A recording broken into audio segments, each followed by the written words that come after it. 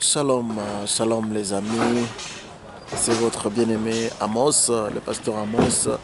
Je profite de ce break, de ce petit repos depuis la journée, depuis le matin, pour glisser un message à un bien-aimé. J'ai juste une petite question ce soir. Si Jésus-Christ revenait dans toute sa gloire ce soir, seras-tu enlevé? Seras-tu enlevé? Est-ce que je serai enlevé? Est-ce que ce sont des questions qu'on se pose plus souvent? Vous savez, les gens pensent que Jésus-Christ, en disant qu'il revient bientôt, et que c'est bientôt là, c'était rien. Mais vous ne connaissez pas les années, comment est-ce que les années marchent avec, ou bien les jours marchent entre le royaume de Dieu et ici la terre. Je veux dire à une personne, vous savez, même les scientifiques ont prouvé qu'il y a des milliers de lumières d'années qui séparent une planète et une autre. Alors, comprenez le langage de notre Seigneur. Quand il a dit que je reviens bientôt, il sait pourquoi il a dit. Alors, j'aimerais interpeller le peuple de Dieu. Vous ne connaissez pas les jours que Jésus reviendra. Alors, soyons prêts. Soyons prêts. J'ai un ami qui disait, lui, il aimait bien se battre quand on était petit. Il me disait, moi je suis toujours prêt. Toujours prêt. Amen. Mais c'est pour les bagarres.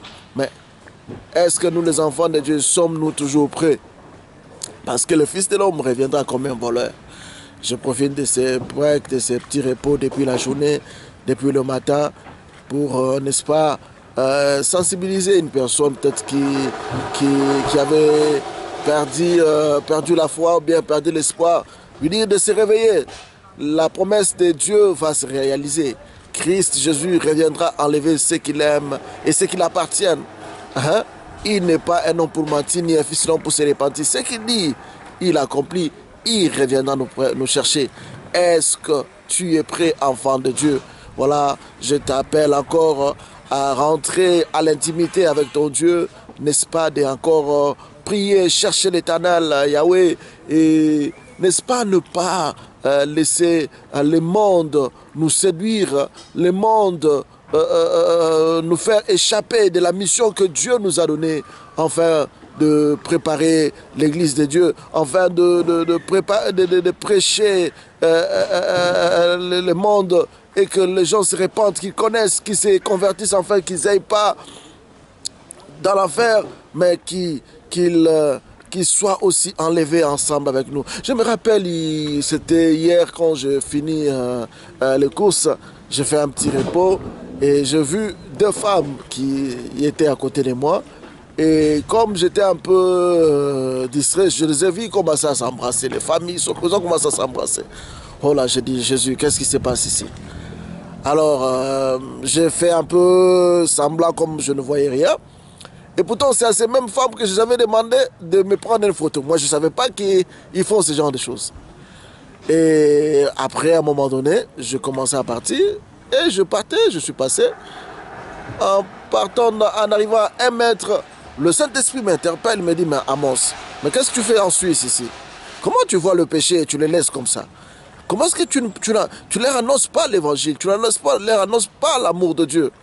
Oh là, j'ai dit, mon Seigneur Dieu. Bon, alors, j'ai un peu... Vous savez, avec le Saint-Esprit, il ne faut pas être têtu. J'ai fait j'ai fait un marche en arrière. Et les gens, les femmes, les filles qui me voyaient partir, m'ont vu revenir vite. Ils n'ont pas compris pourquoi je revenais. Et je me suis dit, s'il vous plaît, j'avais juste oublié une chose. Jésus-Christ vous aime. Vous savez, il vous aime tellement. Elles étaient là, elles me regardaient. Et je me suis dit qu'il vous aime, il peut encore vous pardonner. Même comme vous êtes là, il vous aime. Alors, il peut faire quelque chose de bien dans votre vie. Et je les ai dit que c'est quelques mots seulement. Et j'ai vu leur visage. J'ai senti qu'il y avait un peu... Ils regardaient par terre, comme s'il y avait la confusion un peu. Et je suis parti, je continuais ma route. Et j'ai senti un grand fardeau qui est parti, quoi. J'ai senti comme je venais d'accomplir quelque chose. Je me suis dit, le reste, c'est Dieu maintenant qui va s'en occuper. Je me dis, c'est comme Philippe qui est entré annoncer l'évangile. Philippe que Dieu avait interpellé, Dieu avait levé pour annoncer l'évangile à l'eunuque éthiopien. Et ce n'était que Philippe qui devait annoncer cette parole-là à l'eunuque éthiopien. J'aimerais dire à quelqu'un que la conversion d'une personne ne peut passer que par toi.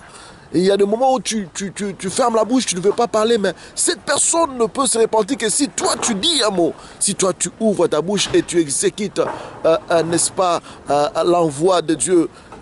Tu vis pourquoi, bien-aimé? Quelle est ta mission? J'aimerais interpeller encore l'Église de Dieu de reprendre notre mission, vraiment de préparer les enfants de Dieu au retour de Christ en l'enlèvement, parce que je le dis et je le répète que Jésus-Christ revient bientôt. Il y revient. Alléluia.